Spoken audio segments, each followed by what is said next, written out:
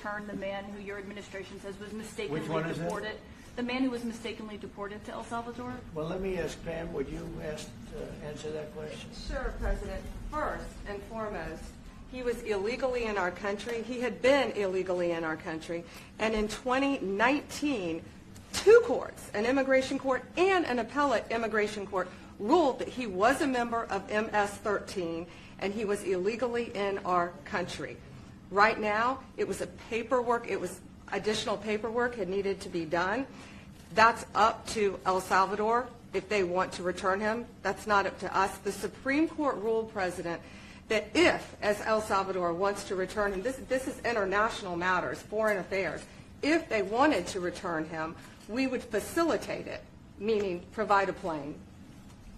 So will you return him? And you are doing a great job. Thank you. Wait a minute. Can you just also respond to that question? Because, you know, it's asked by CNN, and they always ask it with a slant, because they're totally slanted because they don't know what's happening. That's why nobody's watching them. But would you answer that question also, please? Yes, gladly. So, as Pam mentioned, there's an illegal alien from El Salvador. So, with respect to you, he's a citizen of El Salvador. So, it's very arrogant even for American media to suggest that we would even tell El Salvador how to handle their own citizens as a starting point. As two immigration courts found that he was a member of MS-13. When President Trump declared MS-13 to be a foreign terrorist organization, that meant that he was no longer eligible under federal law, which I'm sure you know, you're very familiar with the INA, that he was no longer eligible for any form of immigration relief in the United States. So he had a deportation order that was valid, which meant that under our law, he's not even allowed to be present in the United States and had to be returned because of the foreign terrorist designation. This issue was then, by a district court judge, completely inverted, and a district court judge tried to tell the administration that they had to kidnap a citizen of El Salvador and fly him back here.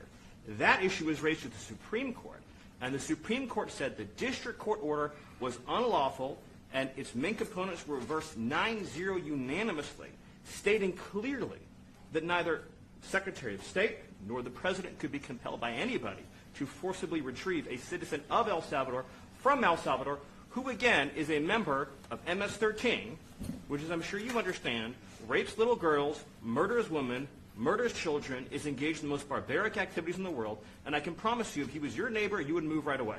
So you don't plan But to the ask for Supreme anything Court is to get asking him back? to. And that- what was the ruling that- in the Supreme Court, Steve? Was it 9-0?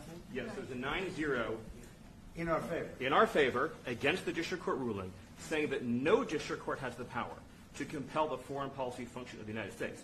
As Pam said, the ruling solely stated that if this individual, at El Salvador's sole discretion, was sent back to our country, that we could deport him a second time. Well, No version of this legally ends up with him ever living here because he is a citizen of El Salvador. That is the president of El Salvador. Your questions about it, per the court, can only be directed to him. I asked ¿Usted lo President liberaría, Bukele, Presidente what is your- Bukele? Can President Bukele weigh in on this?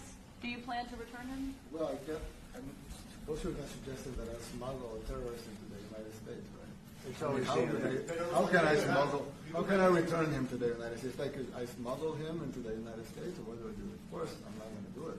It's like, I mean, the question is preposterous. How can I smuggle a terrorist into the United States? I don't have the power to return him to the United States. But you can release him inside El Salvador. Yeah, but I'm not releasing. I mean, we're not very fond of releasing terrorists into our country. I mean, we just turned the murder capital of the world into the safest country of the Western Hemisphere, and you want us to go back into releasing criminals so we can go back to being the murder capital of the world? No, that's not going to happen. Well, they'd love to have a criminal, released into I mean, there's a fascination. They would love it. Yeah. They're sick. These are sick people. Marco, do you have something to say about Yeah, I mean, Stephen Eitland, I don't understand what the confusion is. This individual is a citizen of El Salvador. He was illegally in the United States and was returned to his country. That's where you deport people, back to their country of origin, except for Venezuela that wasn't refusing to take people back, or places like that.